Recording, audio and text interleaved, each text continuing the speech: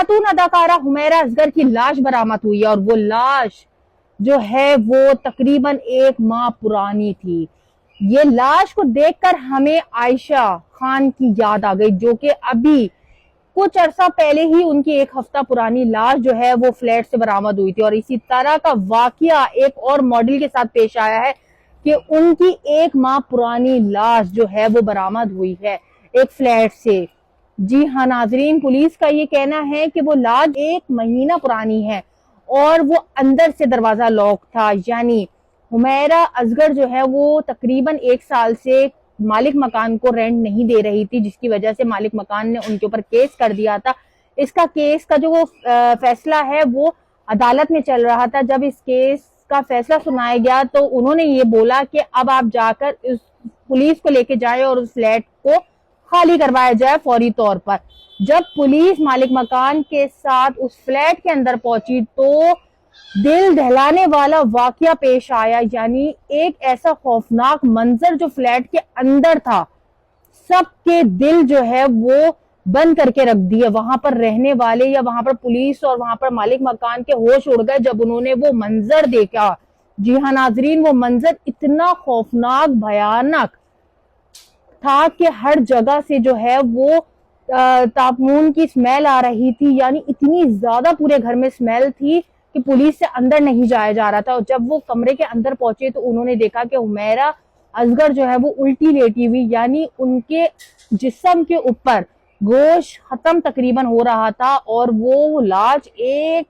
ماہ پرانی تھی اور وہ اسی حالت میں پڑی تھی 1 ماہ سے، اور اس میں صرف ہڈیاں نظر آ رہی تھی۔ تو اس سے آپ اندازہ لگا لیں کہ 1 ماہ سے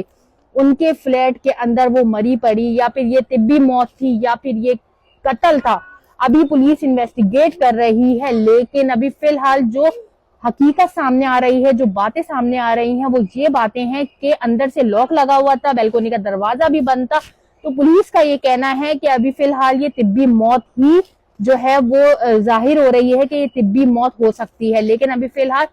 جو ہے وہ باڈی کو پوسٹ مارٹم کے لیے لے کے گئے ہیں، اور پوسٹ مارٹم کی رپورٹ آنے کے بعد ہی پتہ چلے گا کہ یہ موت حمیرہ اصغر کی 1 ماہ پرانی باڈی وہاں پہ پڑی ہوئی تھی اور کسی کو خبر نہیں تھی۔ ان کے گھر والوں نے ان سے قطع تعلق کر لیا تھا۔ پولیس کا یہ بھی کہنا ہے کہ ہم نے ان کے گھر پہ فون کیا، ان کے بھائی نے فون اٹھایا، جب ان کو بتایا کہ آپ کی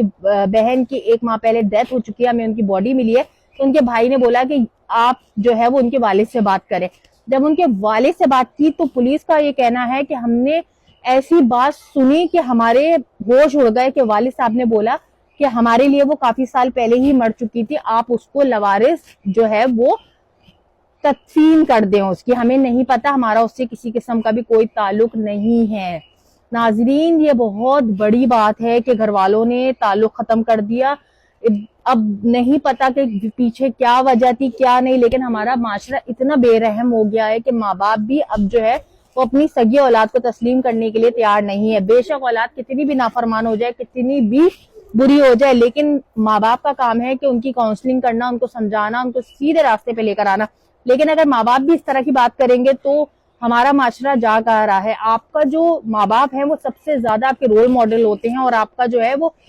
زندگی سنوارنے میں آپ کے ماں باپ کا بہت زیادہ ہاتھ ہوتا ہے۔ لیکن اگر آپ کے ماں باپ ہی آپ کو اون کرنے سے انکار کر دیں تو سوچیں، قیامت جو ہے وہ آ چکی ہے،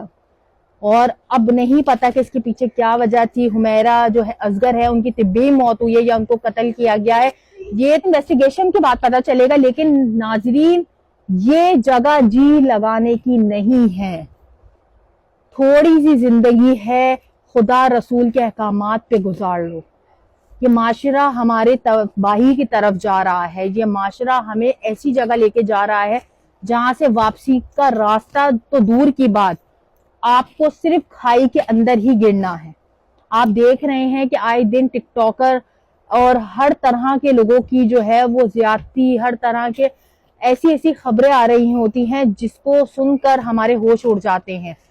کہ یہ معاشرہ اتنا بے رحم ہے، وہ کسی کو بھی نہیں چھوڑتا۔ تو خدا را اپنے پیاروں کا خیال رکھیں، اپنے بچوں پہ نظر رکھیں، اپنے بچوں کو دین کی طرف راغب کریں، اپنے بچوں کو دین سے قریب کریں۔ جب آپ کے بچے دین سے قریب ہوں گے، اللہ اور رسول کے احکامات میں چلیں گے، تو میرا آپ سے وعدہ ہے کہ آپ کے بچے جو ہے وہ کسی بھی غلط چیز پہ نہیں جائیں گے۔ اگر ان کے اندر خدا کا خوف آ جائے گا تو وہ کبھی بھی کوئی غلط کام نہیں کریں گے، اگر وہ کرنے کا سوچیں گے بھی تو ان کو خدا کا خوف ضرور یاد آئے گا۔